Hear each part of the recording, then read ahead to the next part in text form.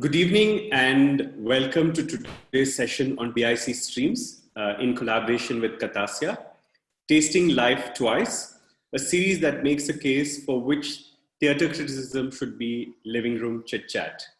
And this is part one of that series, Reliving Post-Colonial Indian Theatre Through Theatre Criticism. Joining us today are Samik Bandyopadhyay, who will be in conversation with Tanvi Shah. Thank you so much for doing this and being here today. Before I hand over to Sunaina from Katha Siyah, a few quick instructions. For those of you who may be here for the first time and want to sign up to our mailing list, you can do so by visiting our website, or you can follow us on our social media channels, Instagram, Twitter, and Facebook. With that, welcome everyone, and over to you, Sunaina. Thank you, Raghu. Thank you, BIC, for hosting us, and welcome everyone to Exploring Exciting Texts. Before we begin, I'd like to quickly tell you about how you can join our mailing list and follow us. So I will put our email ID in the chat box, and if you'd like to get in touch with us or be added to the mailing list, just write to us and we will add you.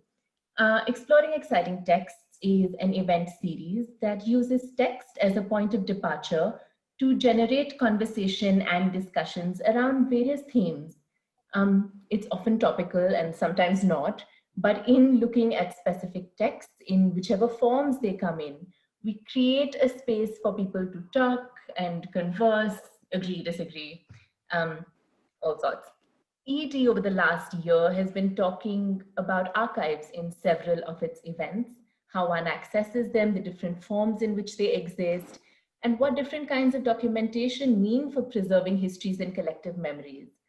The texts that we are using today as our point of departure are multiple writings on theatre from the 1950s till now. And through these, we look at how they've shaped our understanding of theatre and the world that we inhabit. But I'm also curious to discover where along the way theatre writing and critiquing became something that very few people engage in now.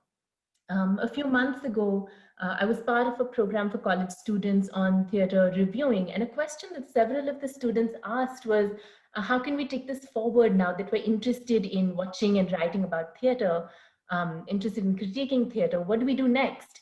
And I'm hoping that this series of events can in some way answer that and look outwards at the question of in what way, possibly in what new mediums can texts on theatre exist and spark discussion. Today, our guest speaker is Samik Bandyopadhyay, a scholar, editor, publisher, translator, lexicographer, and bibliophile. He's a member of the publication committee of Sangeet Natak Academy and has been a visiting professor at the School of Arts and Aesthetics, JNU, visiting professor ICCR chair at the Department of Theatre Studies, and vice chairman at the National School of Drama. He has lectured extensively in the USA, Sri Lanka, Bangladesh, and England. He was regional editor, Oxford University Press, Calcutta, and founder editor of Seagull Books. More recently, he was founder editor of Thema, a publisher based in Kolkata. He has translated plays and fiction by Badal Sarkar and Mahashweta Devi, contributed introductions to plays by Vijay Tendulkar, Mahesh L. Kunchwar, G.P. Deshpande, Satish Alekar, and reconstructed for publication film scripts for films made by Shyam Benegal and Mrinal Sen. All of this is just really a tiny fraction of all that Samik has done, and we've included a longer introduction in the chat box for you to read. I myself had met him for the first time a couple of years ago in Ninasam, and listening to his stories then and having conversations with him has been such an integral part of my theatre education. And I believe that he is absolutely the perfect person to take us through a landscape of theatre writing in India. In conversation with Samik, we have Tanvi Shah.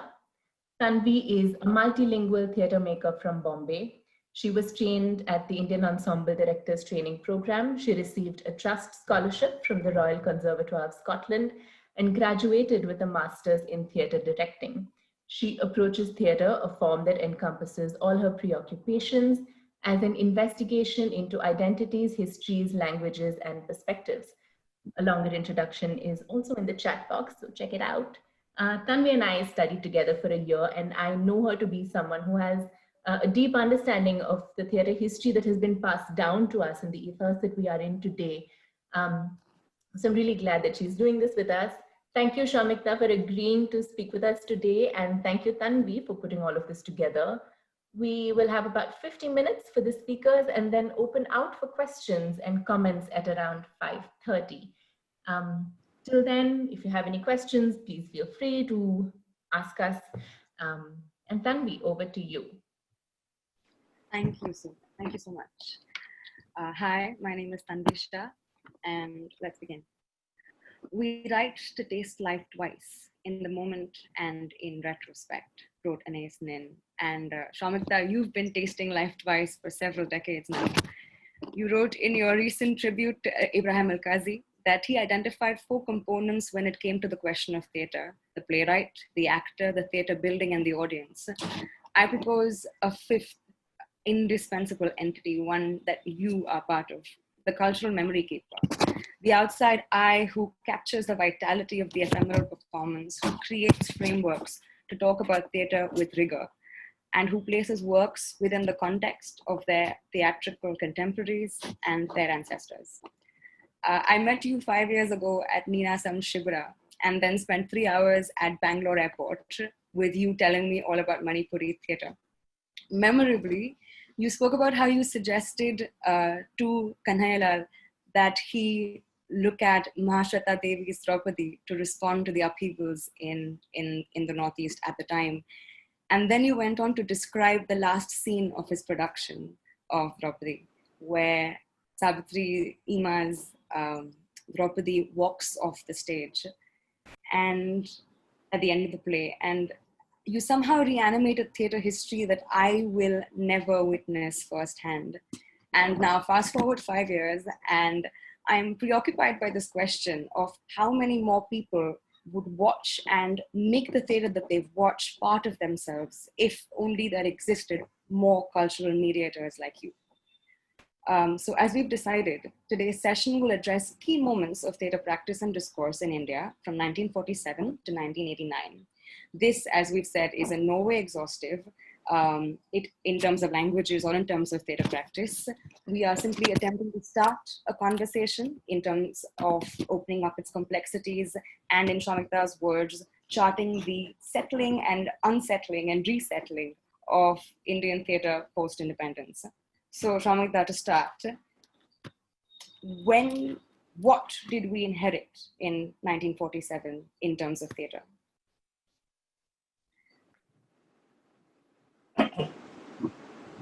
One thing we should understand right at the moment, that on 15th August 1947, and I was 7 years old, and it was Independence Day, and we had had a whole period of riots, communal riots all over the country, and particularly in my part of the country, in India, in Kolkata particularly, terrible riots, and Gandhi had come down and he was very much there on that day, trying to stop the riots.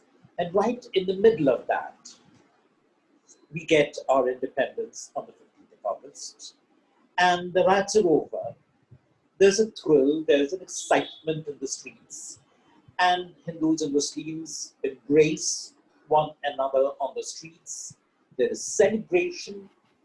And it seemed as if the whole history had been written off, written away. And everything starts out of nothing, or maybe everything is there. A strange moment. And I was there, 7 years old, and taking it all in. You have to remember that through that entire experience of 200 years of the colonial era, theatre was never a point of attention. It was something lying around there. People did it. No great excitement about theatre really anywhere. The focus was on the national movement. And in the leadership that the movement had, there was this sentiment at work, strong sentiment at work, that only after we have independence, we can think about culture, we can think about theater, music, dance, we can think about human rights, rights of different classes, sections of the underprivileged. All these had been driven under the carpet to achieve a consensus where all of us could be together in the national movement.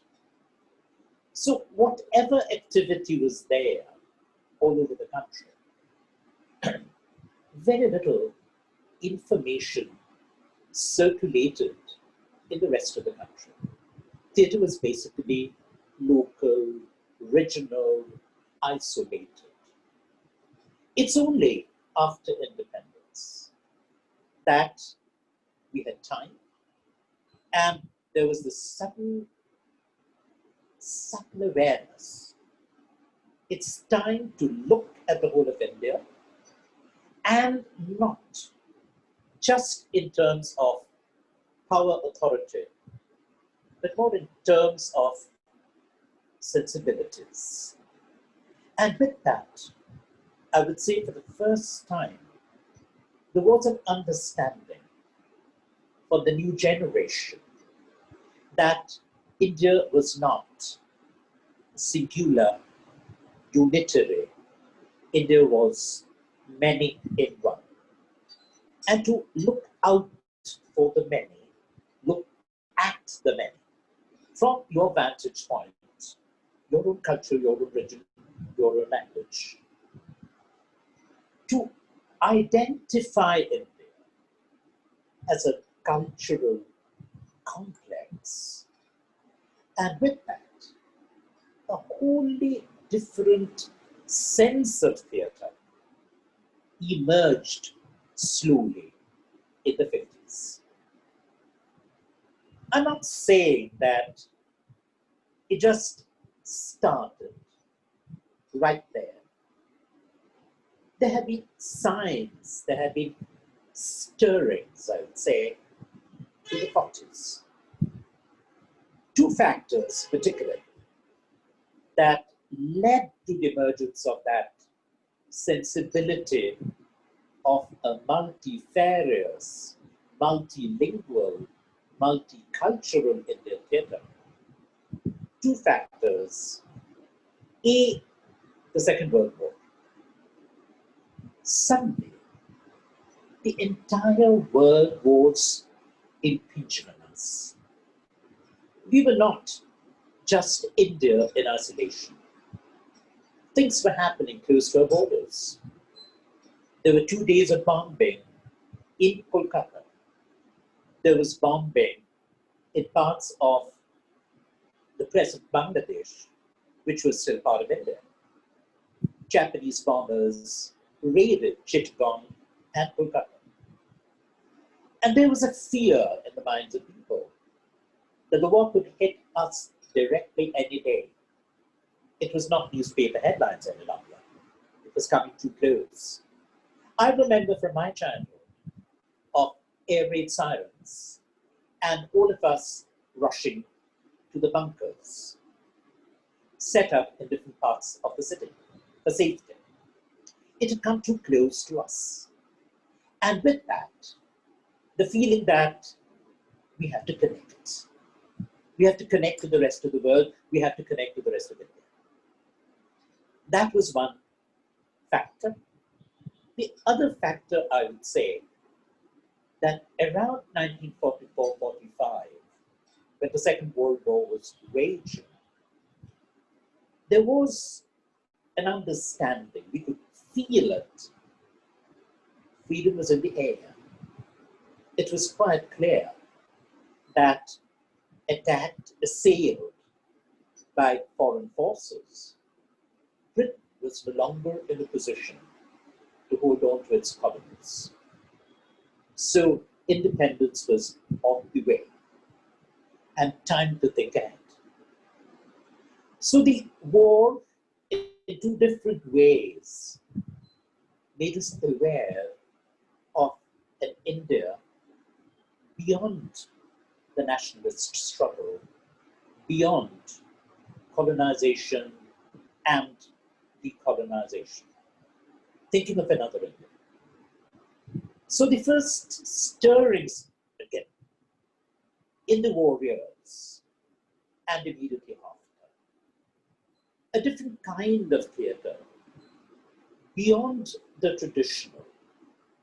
There were pockets of the traditional theatre in different parts of India, spread far apart one from another. In different parts of India, not much awareness about these beyond those sites or areas or regions. So it was in the 40s when this awareness of the global and our connections with the global, the shadow of the global falling on us all the time in the warriors, and the possibility of a different future beyond colonization.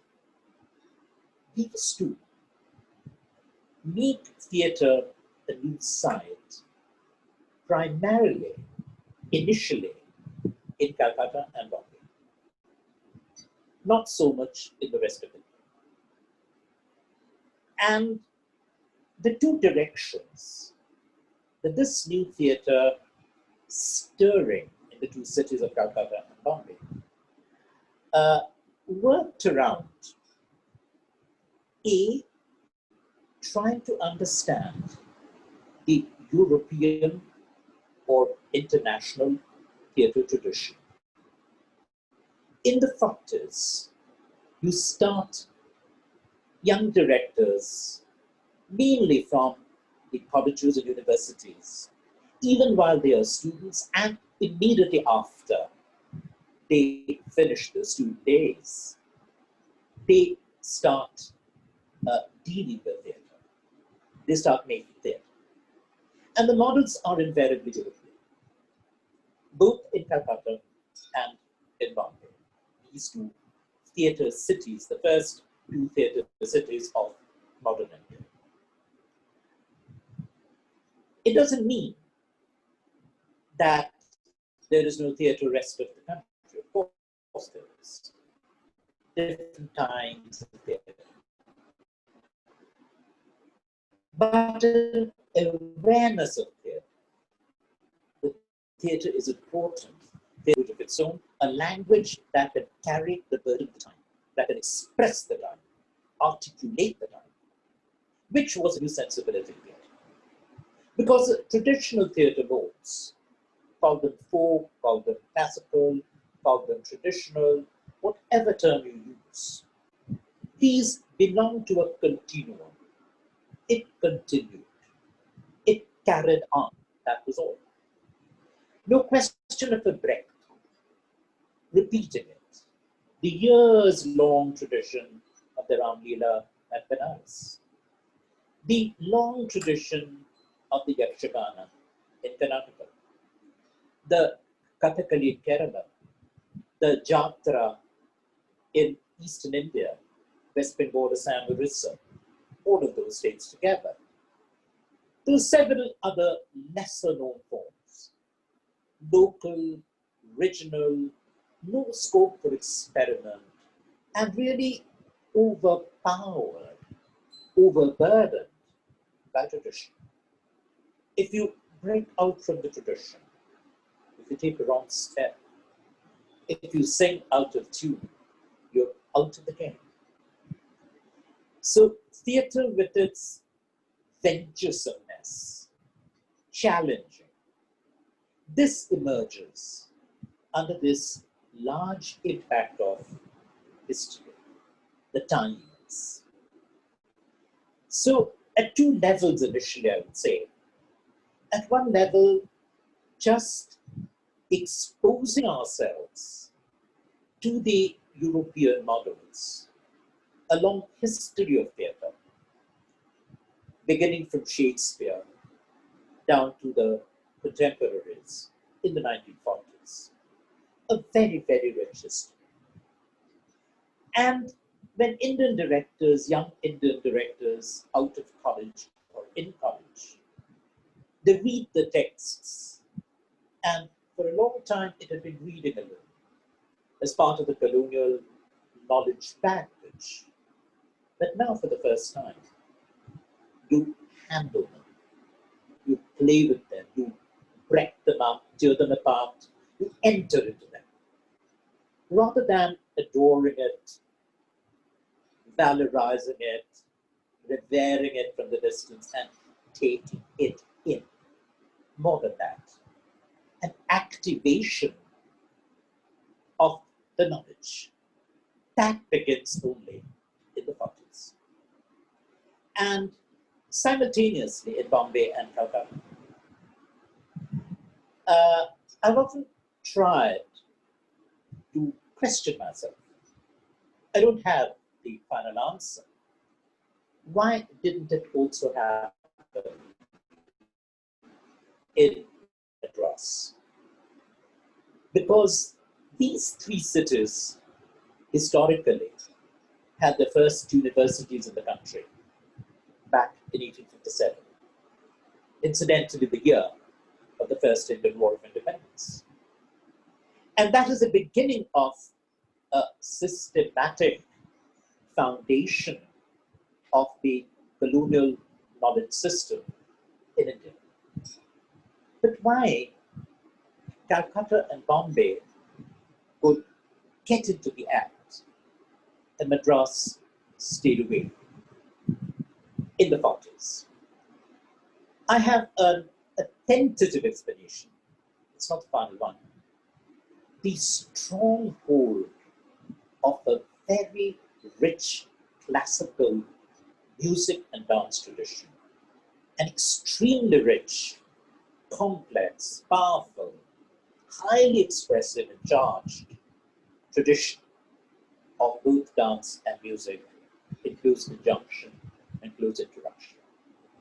Somehow maybe the South felt it didn't need theatre, and it felt more comfortable, more at home in the larger traditional frame, which Calcutta and Bombay didn't have.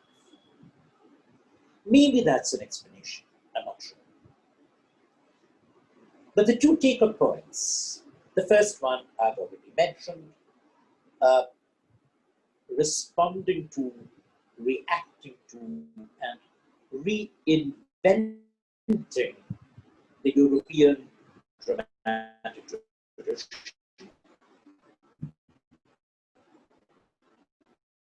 Utpal Dutt in Kolkata, Shambhu Mitra in Kolkata, all producing the major European classics.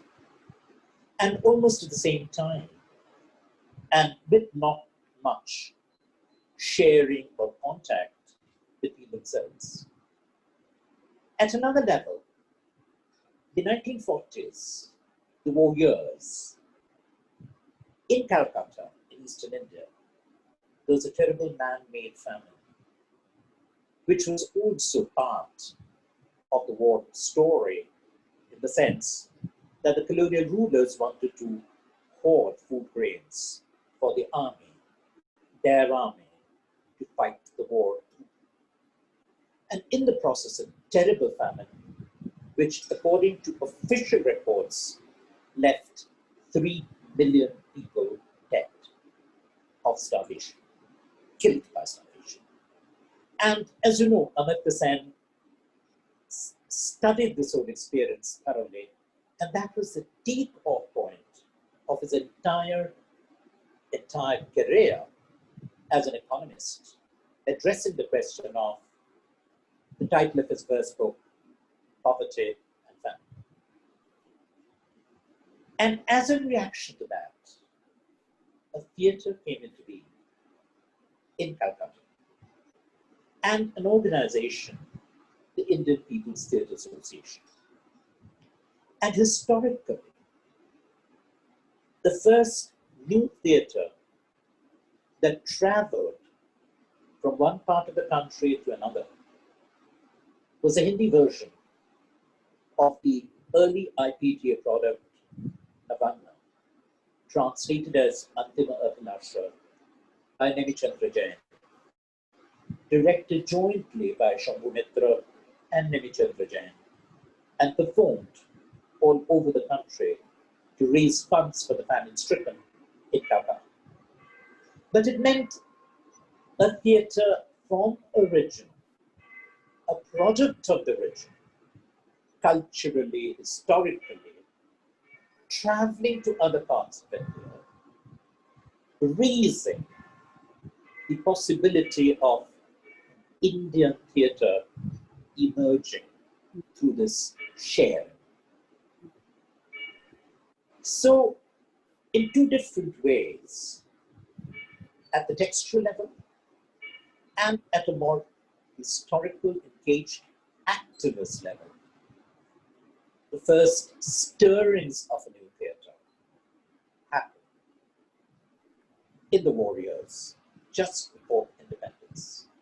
And these developments lead on to the post-colonial, post-independence awareness of theatre, I would say, not so much of a movement initially, but sharing ideas, sharing information, and your basic framework, criticism. Theatre criticism virtually comes into being at that point. As long as you are watching, experiencing, knowing, the shell of your own culture, you don't need to talk about it. You share it instinctively, and that's all. So only when you turn this experience into an object beyond the essentially subjective, to present it to others, to share it with others, only when you have an other, you write, articulate, critique. You spoke about how it needed that breaking of continuum, it needed that shift to create that condition for modern theatre. And you spoke about how in the 1950s, it was the European tradition of plays that was performed either in translation or in English. If we were to explore that and then move on to the late 1960s, where we get the modern Indian classics, we get Indian plays, we get Alkazi's Ashar Ka Ek Din, we get Badar Sarkar's Evam Indrajit, we get Vijay Tendulkar's Gashiram Kotwal, Karnad's Tughlaq, and multiple productions of an Evam Indrajit and others across the country in different languages. What does that, as well as then the emergence of an NSD, Nehru having set up all of these institutions post-independence, what does that do for not just a proliferation of new work, but of then discourse around the theatre? What happens then? Now, some of the first works, the works that began in the 40s and became more of a movement only in the 50s, after things had settled down, after partition, after the hazards of partition, the riots were on the way out, still happening here and there. So there was time for theatre. There was a safety zone for theatre. So first the European models. And even with the European models coming, say one of the first striking instances, apart from those which are translations, adaptations, or being done in English, whether it's Shakespeare or the new British drama, the new American drama, translation of the French plays, everything is on. Alkazi's list is fantastic. But it was still not going into a larger audience. Only recently, when I was taking a fresh look at Al-Ghazi's work in Bombay before he came down to the National School of Drama. A formidable body of work, but 2 shows, 3 shows at the most for every play. So the question you raised right at the beginning, that what are the components of theatre? Al-Ghazi's 4 components. The audience was virtually non-existent. It was a small, elitist audience. That was all. But for the theatre, for the actors, for the performers, imbibing, internalizing the culture and language of theatre, of modern theatre, the idiom of modern theatre, that had to be achieved. And that's the only way you can get it into your body, into your spirit, into your soul, doing it. But initially it was doing it side by side. In 1949, for example, in Calcutta, even before Utpal Dutt had formed this first group, the Little Theatre Group, fellow students from his college, St. Xavier's College, they did a version of Shakespeare's Julius Caesar, where the followers of Mark Antony, they appear in black shirts, the uniform worn by Mussolini's fascist army. And it was only 5 years ago, 1949, and Mussolini had been killed, executed after a public trial only in 1945, 4 years ago. It was recent history. And what Utpal Dutt brings into play when he does Julius Caesar, he is genuinely afraid and concerned, as he told me in an interview. In 1949 itself, this young, bright student and fabulous actor, he was really concerned that in the given conditions of the new republic, which was still not firmly on its feet, it was a toddler really, and there was the danger of fascism. There could be gangsters with political clout playing a game and screwing up the entire hope of democracy. And he brings in Shakespeare. He brings in the power of demagoguery, where all Brutus's fine, subtle arguments against dictatorship, against tyranny, are thrown to the winds with Mark Antony's demagoguery, his rhetoric. And people go mad and they kill off Brutus. That can still happen in India. So make the connection, and make the connection with recent history. So it's no longer, in this case, just internalizing and absorbing the dramatic culture and the dramatic idiom. It's also getting into a kind of activism and a new, involved, engaged modern theatre emerging. So adding something to knowledge. It's knowledge which is now becoming creative. And that brings in the possibility. The second stage, get your language correct, learn your idioms, then speak the language, and speak it with your body, with stagecraft, with the entire mechanism of theatre, all that theatre plays. That opens up. And that leads Utpal Dutt along his course. Or Al-Ghazi later on, with a different situation altogether in the case of Al-Ghazi.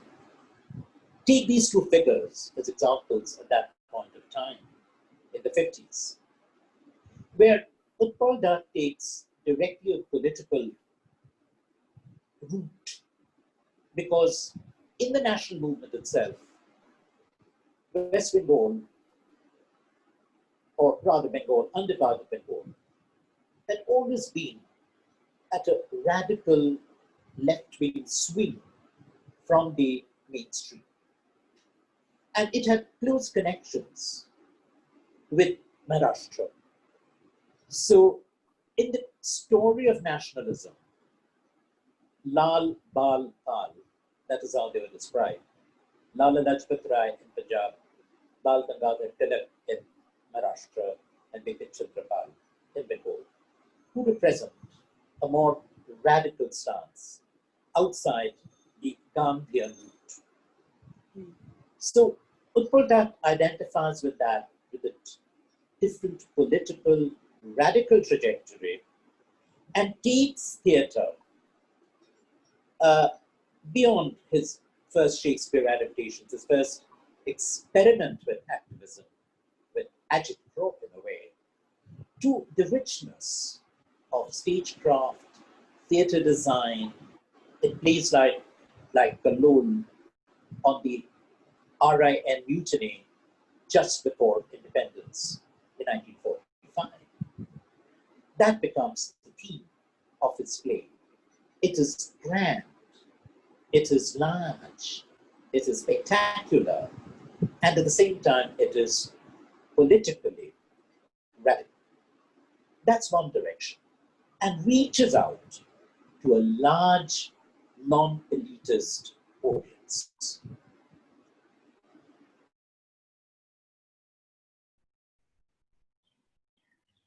Of taking in the theatre, absorbing the theatre, and is given the responsibility of the National School of Drama.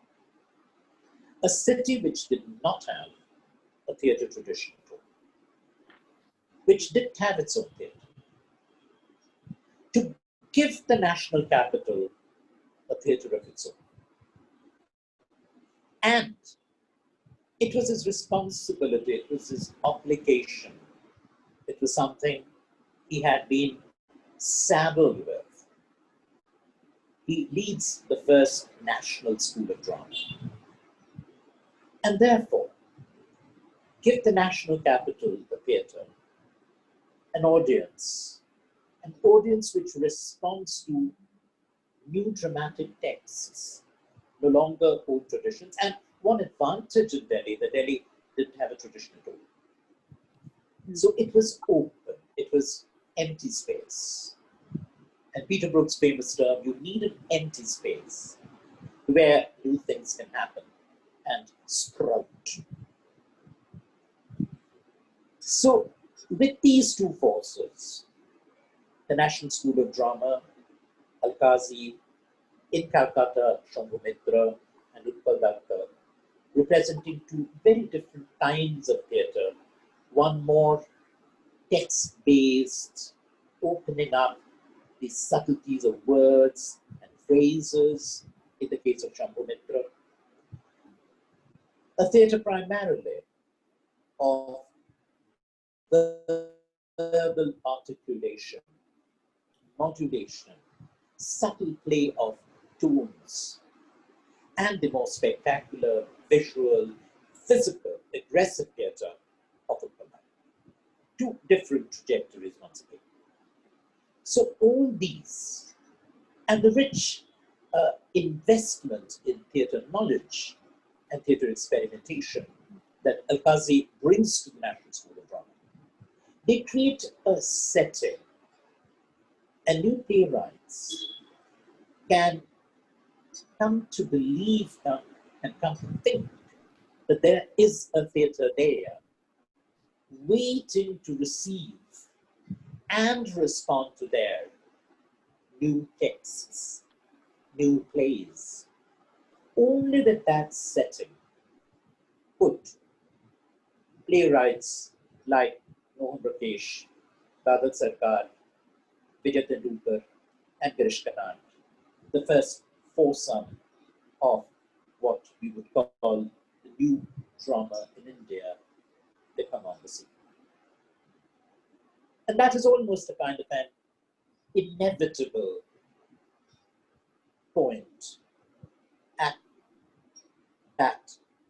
situation, that given calls for new food.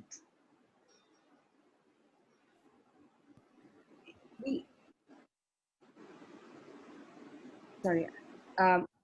If we talk about the emergence of new audiences, I was just wondering, the first question that people ask or people talk about when they're making new plays is, who is your audience? Who are you making this for? Who are you speaking to and speaking for? I wondered if with the emergence of new audiences, you had more people responding to these works, the work that was happening in Calcutta, the work that was happening in Delhi, and then so on. I know a lot of magazines and journals came into play. We had Enact that came in, Seagull Quarterly came in. And I wonder what these new audiences and then these new spaces for writing, what that did to the theatre and what the theatre did to the discourse around it. I think there were two points in that process of the, what I should say, we could describe as the circulation of the new theatre. We have spoken about the making of the new theatre, and now the circulation of the new theatre. I think, in a way, the first recognition that, well, this was a new experience. Something new was happening in Indian theatre. This came first, historically. People don't usually take stock of it, but I'm quite enamored of it.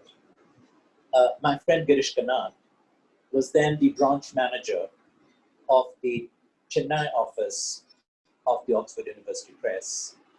And he initiated a series of plays called The New Drama in India. He called it, he named it, The New Drama in India. The nomenclature was his. And the first play that came out was his own translation of his play Tukak. That was the first play in the series. But when an institution, a publishing company, 400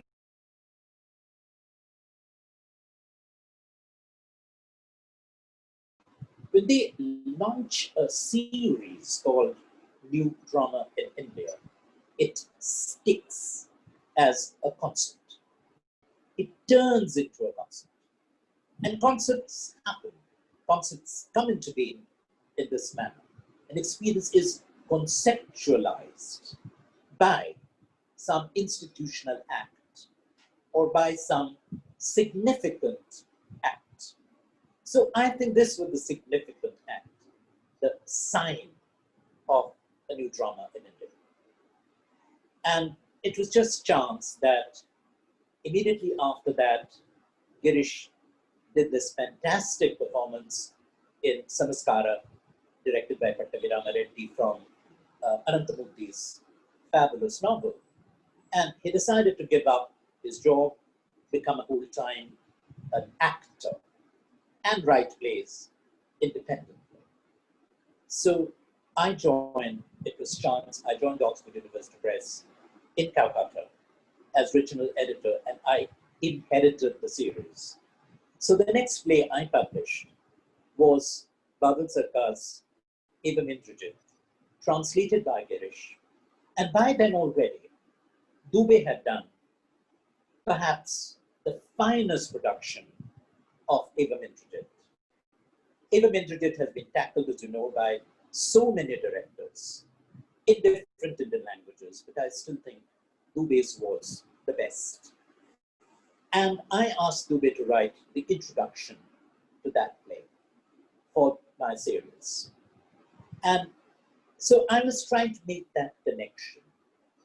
A Bengali play translated into English by Girish Kanad from Karnataka, being staged by Satyadev Dubey from Central India, but doing it in Bombay as part of the new Bombay Theatre. So this was new drama in India happening. So when I publish Girish's translation of Badal Sarkar's play and with an introduction by Dubey, it becomes an institutional act of recognition. I follow it up soon after with Shantaka Chalu in Hina Adarka's translation. So the new drama in India becomes a concept and it rolls into Enact. Great work done by Rajendra Paul, the editor of Enact. And Enact was the first journal that followed up on this new drama in India, asking all of us. I started writing about theatre. I became a theatre critic thanks to Enact. We had become friends because I was watching theatre, I was moving towards India and friends with all these people. So Rajendra asks me to write about theatre in Calcutta for Enact. And through Enact, which publishes translations, more translations of Indian plays from all the different Indian languages, we come to realize the presence of this burgeoning new Indian theatre. We first come to know, you mentioned Manipur when you were introducing me. We discovered Manipuri theatre from an issue of Enact, where the secretary of the Sangeet Natak Academy, Suresh Agasti, had gone to Manipur formally to look into the affairs of the Jawaharlal Nehru Manipur Dance Academy, which was run by the Sangeet Natak Academy. So it was a routine official visit. And for the first time, he saw the new Manipuri theatre. He came back excited. And there was a special issue of Enact. And the Sangeet Natak Academy sponsored an All India tour in which two Manipuri theatre workers, a playwright, N. Sriberen, a new playwright, and Lokendra Arambam, a theatre historian and theatre critic, they traveled throughout India. And when they came to Calcutta, Suresh had asked me to take them round. So I took them round to meet Shambhu Mitra, Utpal Datta, Ajitish Banerjee, watched their plays. I interpreted the plays for them. They spent a fruitful, rich 15 days in Calcutta. And they called me over to Imphal. And I discovered Kanhai Lal for the first time in his first production. And I was just blown over. And I became a fanatic supporter, an admirer of the Manipuri theatre. And Manipuri theatre becomes part of the new drama in India. So that's how it was happening.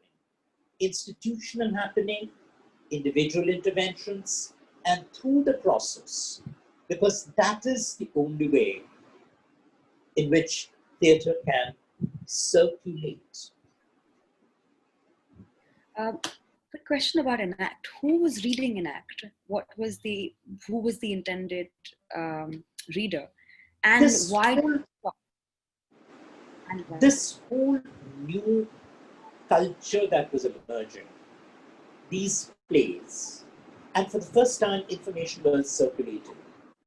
So Dubey could come down to Calcutta, and Dubey already had an audience in Calcutta, thanks to Enact. And people doing theatre, new theatre in Calcutta, like Ajitish Bandyopadhyay doing great work. And even the way Ajitish would adapt the three-penny opera, and P.L. Deshpande who read Bangla, would read it, and he would use it for his adaptation of Teen Paishe Chitamash. So all these connections, exchanges were happening, and through that, with more desire for more knowledge about theatre elsewhere, a readership was developed. And if we were to writing about theatre and the plays circulating, an audience was also growing. An audience that read and an audience that looked for more information to sustain their love and admiration for this theatre. Do you think the audience that was growing, its evolution and its growth had something to do with the fact that there were spaces like Enact, like a Sangeet Natak Academy that kept hosting its seminars, its East-West seminar in Delhi and so on in the 50s, 60s, 70s, and you had an Enact, you had a Seagull. Do you think spaces like that helped audiences find theatre and then find their way into theatre houses, playhouses, and what? Yes, very much. I'm trying to understand, because is it possible to replicate that here? Is it possible to replicate that now? Would be where I would like to lead this to eventually. Now, actually, know what happened. This was the situation, and Enact, as you know, lasted into the, as far as I remember, into the late 70s, maybe very early 80s. And only when Enact had stopped at Seagull had started in 1983-4. And when we started Seagull, we thought we had to think of a Seagull Theatre quarterly, because when I left OUP in 82, the new drama in India series came to a stop because they didn't have anybody to take it over right at that point of time. They revived it much later again, of course. So there was a gap. And so at Seagull, we started a series called New Indian Playwrights. And we featured plays again in translation by the next generation after Babul Sarkar, then Dulkar and Prakash. So we had D.P. Deshpande, we had Kambar, we had Panikkar, we had Maheshwar Kuchwar, Satish Arekar, all of them. And along with that, we felt the need that since Enact was not there, we published the Seagull Theatre Quarterly. Part of the same program in a way. At one point, what OUP was doing with books and with journals, the further democratic outflow, that was being handled by Enact. Once these two closed down, we came in. And by the end of the 80s, we could see that at the Seagull level, that neither our plays nor the Seagull Theatre Quarterly was really that effective, that popular anymore. So the audience culture, and with it the theatre culture also, was moving towards a different direction. And when you and I, when we first talked about this conversation of ours, I told you that I would like to stop at the end of the 80s. Because another phase, another history, with different factors playing their roles in that, coming into play then. So there is a kind of a continuity between the OUP New Drama in India and the Enact project being taken over by Seagull and carrying it on till a certain point of time in history.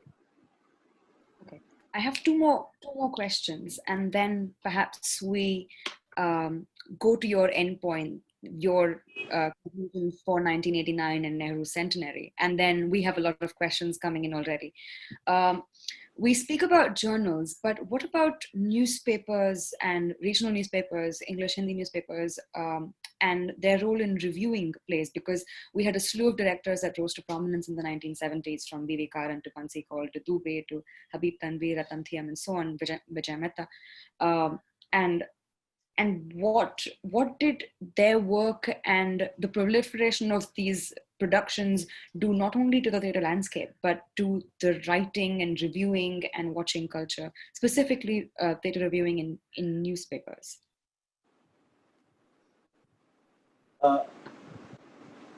As a matter of fact, we don't have records, and this is a problem.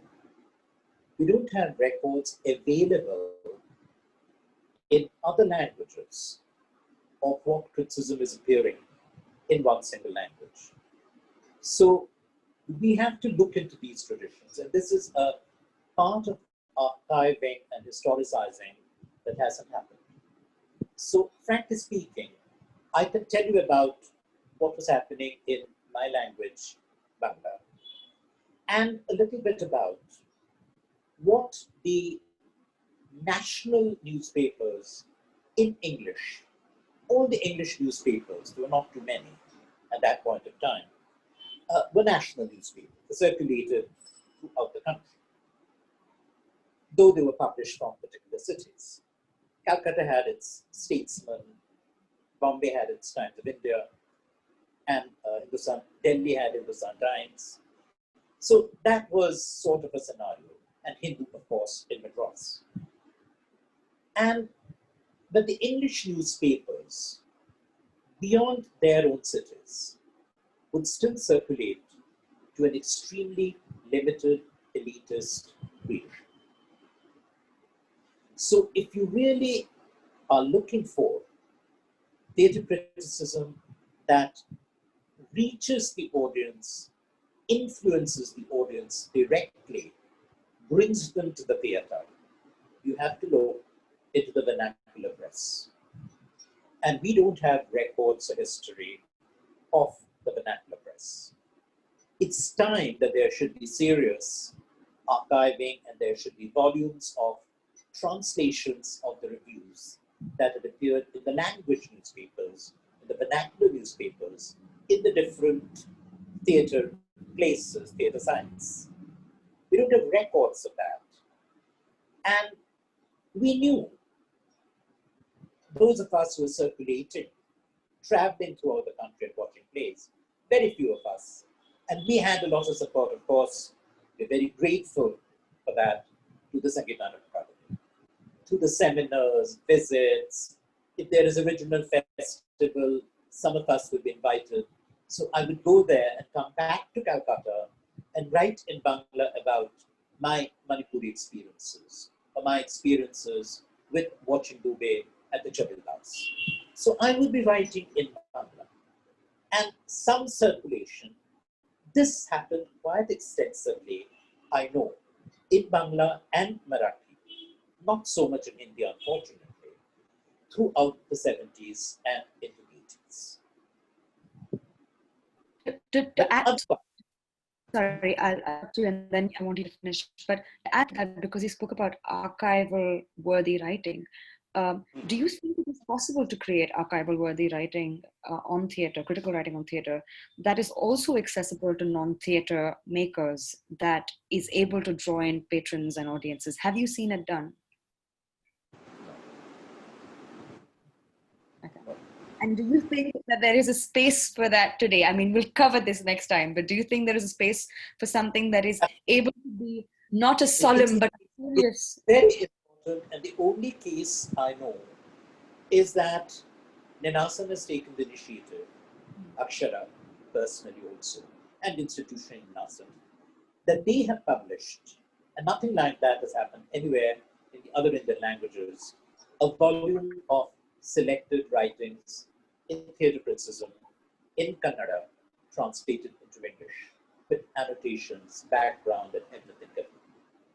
If we could have similar volumes from the other Indian languages into English, English is still the via media, literally, through which we can reach out to all the languages and really have a kind of a culmination, an intellectual culmination, a historical culmination of what we have been talking about, the new drama in India, which still remains so amorphous theoretically because of the lack of literary material, written material, analyses, information properly stored, documented, and translated into English, which is very, very, very important.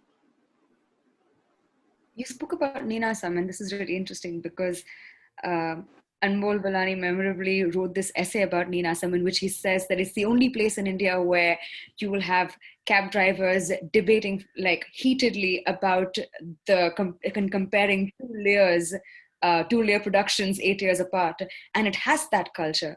And I'm very, very interested in identifying where it is possible or how it is possible to create that sort of landscape that Ninasam has managed to create and within the community of Hegaru across India. Is that possible? Is it possible to create a space where lay persons who are watching theatre are able to speak of theatre with such are able to own it the way we talk about film and TV and things we watch online these days, and we're able to critically talk about it within our, is it possible to talk like that about the theatre, do you think? Now, frankly speaking, Tanvi, I have been in the scene and engaged with the scene for all these years, but I haven't seen another instance like that. And I studied the history of Ninasam. It was an individual initiative, a private initiative, but a private person with a personality, a presence, a cultural role, I should say, which was recognized and acknowledged by his community. Ninasam was never something supported or sustained by the state or reliant on the state in any manner. Some supports and grants had come occasionally, but it was completely supported, sustained by a community, a local community. And that community had sent out its healers, connections, and organized this wonderful experience which has lasted all over these years. And also the presence of individuals with a commitment to culture, aware of the necessity of culture. And the two people, K.V. Verma and Yuvaranandamurthy, they have played such a fabulous role over the years, consistently, and throughout their lifetime. Something like that has to happen. But most of the time, we're depending on the state and politics and different kinds of sources and distribution of power, which can never, at least in the field of culture, create something like that space. But it still can be the model. And if such initiative is taken, that they have to be taken locally.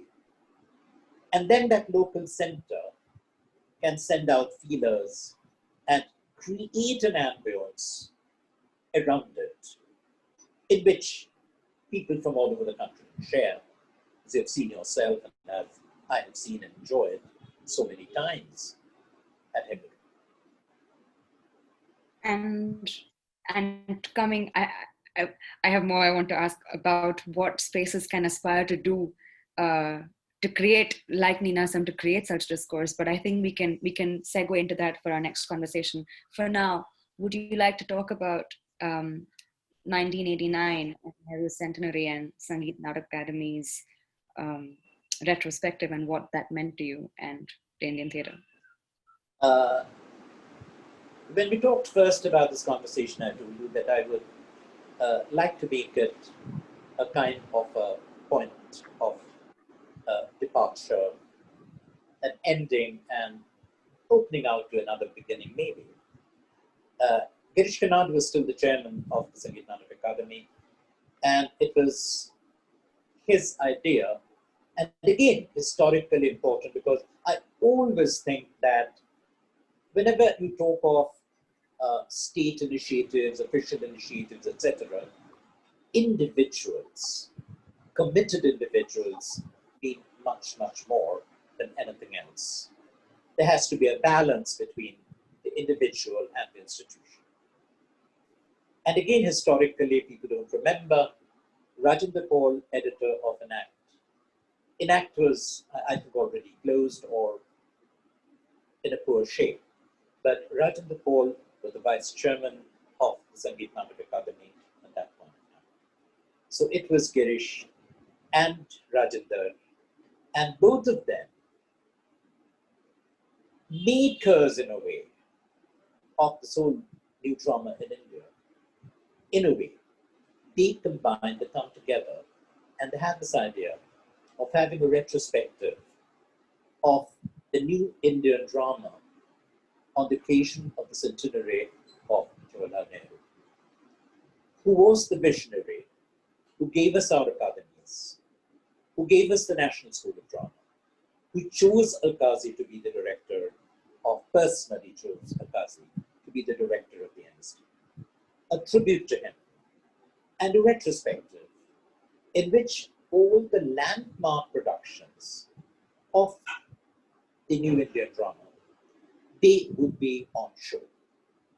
Where the original director is around, he would be directing it afresh, as Vijay Mehta would direct Mahesh's Bada Chirabanti, not with the original cast, with a different cast, but some of the people from the old cast were still there. Habib Tanveer would be directing his Agra Bazaar, and Utpal Dutt would be directing his Bangalore. So master directors literally reproducing their masterpieces, which was a very interesting historical phenomenon, theatre historical phenomenon, in the sense that even a director who has done a masterpiece, when he comes back to it, 10 years later, 20 years later, 5 years later, he has grown in the meantime, and theatre has grown, and the audience has grown, the actors have grown, all those components that Alkazi spoke about, they have developed and they have grown. And they have also to be reflected in the work. So it is an old new work, a new old work. And that's how it came in. And for us, it was a great moment to look back and to do a kind of a summing up of where it began and where it has reached by then. A point in history, I should say. And you said they released the volume, the Nehru Shatabdi Samarak Samaroh. Is this literature as well as volumes of an act, as well as the personal archives of all of these, of Natrang and all of these other archives in the country, are these available? Are any of these in the public domain? And what would you recommend? Actually, that I should have mentioned also is that when you have a festival of that nature, of that complexity and richness, it is important. And we come back to the point from which we had started, the need for documentation, the need for archiving. So Rajendra Paul edited a complete volume, a massive volume, in which all the directors and playwrights who were represented in the festival, they were extensively interviewed, long interviews with each of them, and documentation, theatrography of their work and their engagement with theatre. It started with an interview with Utpal Dutt, which I did, because he was the senior most of those participating in that festival. Some of the others, like Mr. Alkazi and Shambhu Mitra and Baba Sarkar, hadn't participated for personal reasons. So, but thoroughly documented. And this has been republished now by the Sangeet Natak Academy in collaboration with some other private publisher, and it's available. Got it. The Sangeet Natak Academy has ensured that it's available. It's in print. Brilliant. On that note, we will open it up to several audience questions. Can I invite Sudeshna Banerjee to unmute and possibly come on video and ask her questions, please?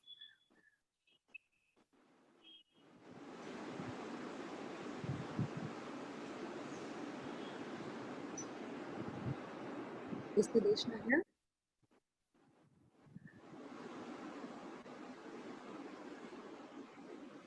Sudeshna, I don't think we can hear or see you yet. Sudeshna, you'll have to unmute yourself and start speaking.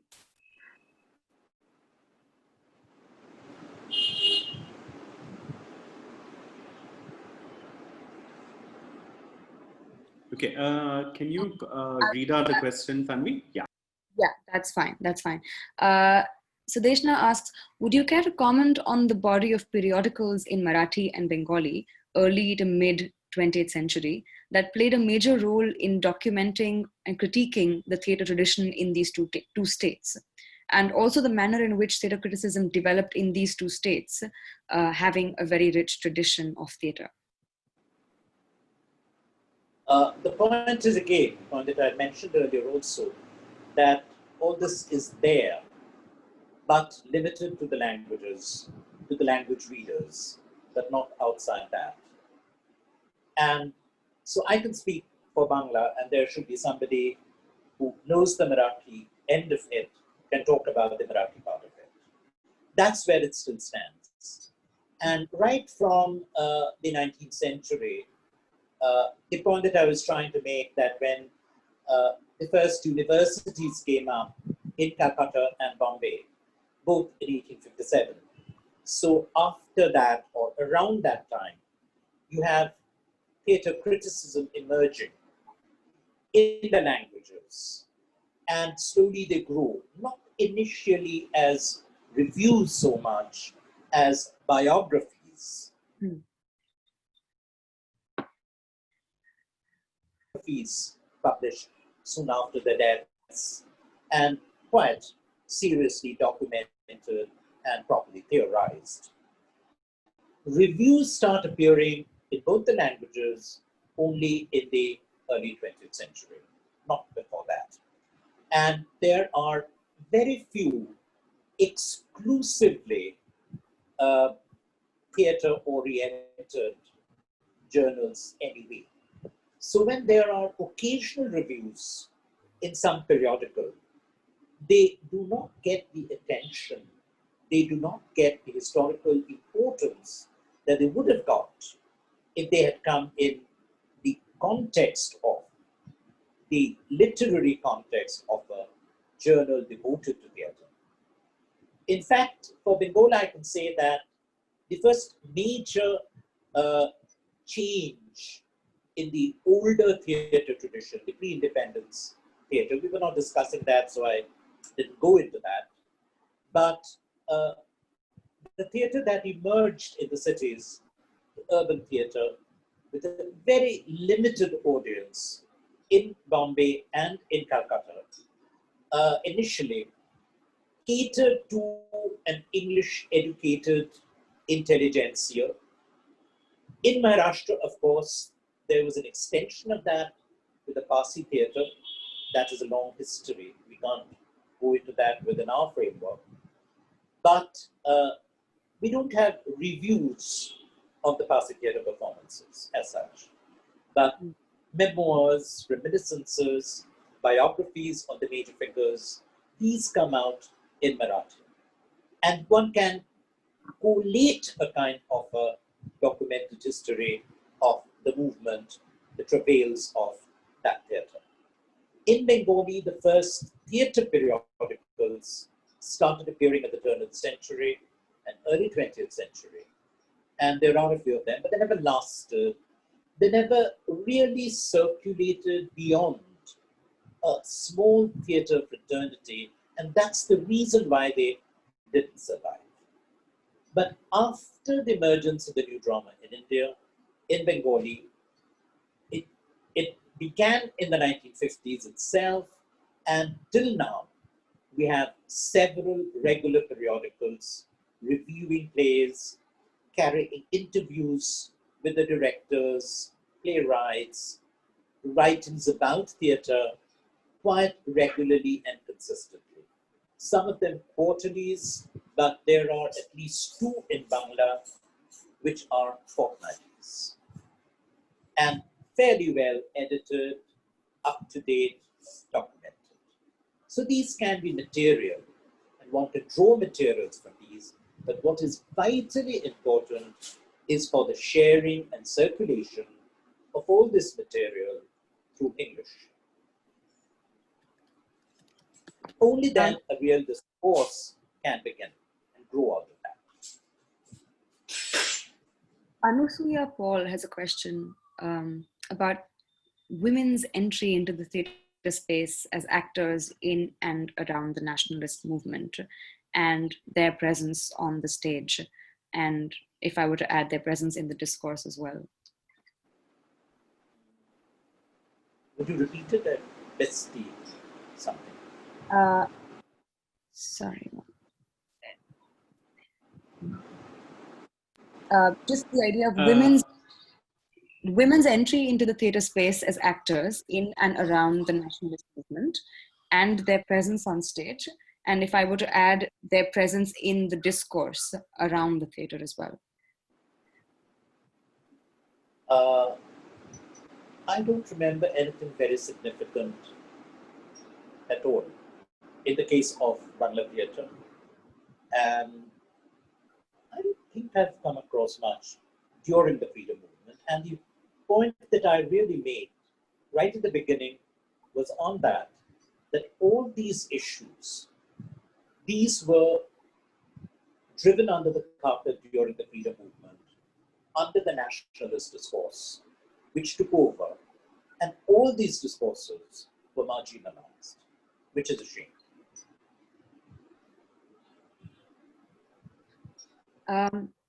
We have Surya Prakash Verma, who would you like to unmute and ask your question, please?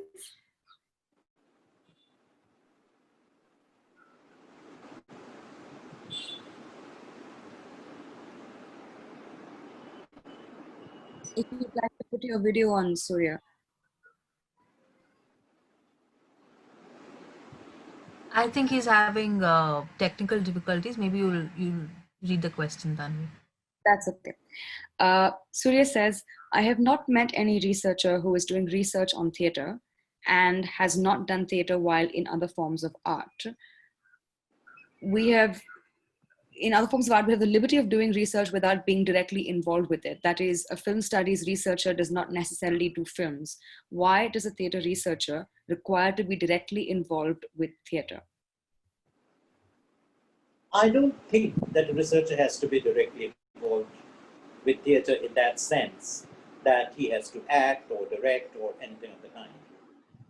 And if we go by the international academic scenario, there are several wonderful critics who have never done theatre as such, but produced a formidable body of work, and they are our models when we write or talk about theatre. So I don't think it is necessary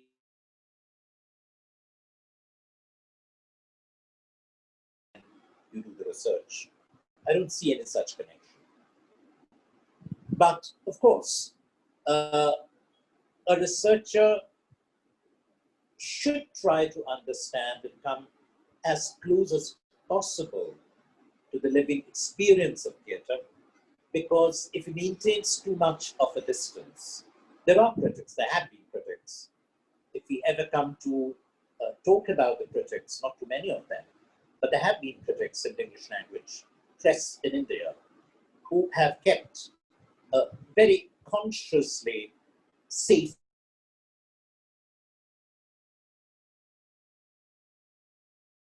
even theoretically arguing their position that they are responsible not to the theatre practitioners, to theatre as practice. Their commitment is to the audience, to the viewer. So they screen the viewing process, they filter the viewing process, they enlarge and enrich the viewing process of the audience. That's their responsibility. So the more distance they keep from the practice of the theatre, the more objective they can be. They can be more of the viewer than the actor. That is a philosophy, that is a way of looking at theatre criticism, one of the many approaches. And there have been critics who have taken that approach. Tanvi, can we ask Surya Prakash to ask his question next? He's has speaking rights. I think we already asked his question, Raghu. Yeah, sorry about that. Yeah. Yeah, that's okay. And we have a comment from Serene George, which we won't really address this time. Serene asks about, it's a comment on the approachability and accessibility of conversations, critiques, and inquiry within the theatre, and whether now would be the right time to launch something in the public domain, which is online, that can be an archive of clips and annotations and research and writing.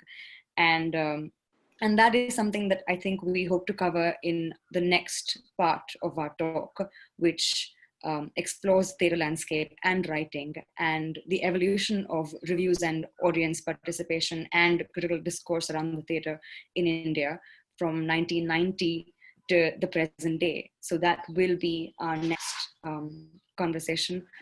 But this is just to say that what I think I've gotten out of this, again, is that we need contextualizers.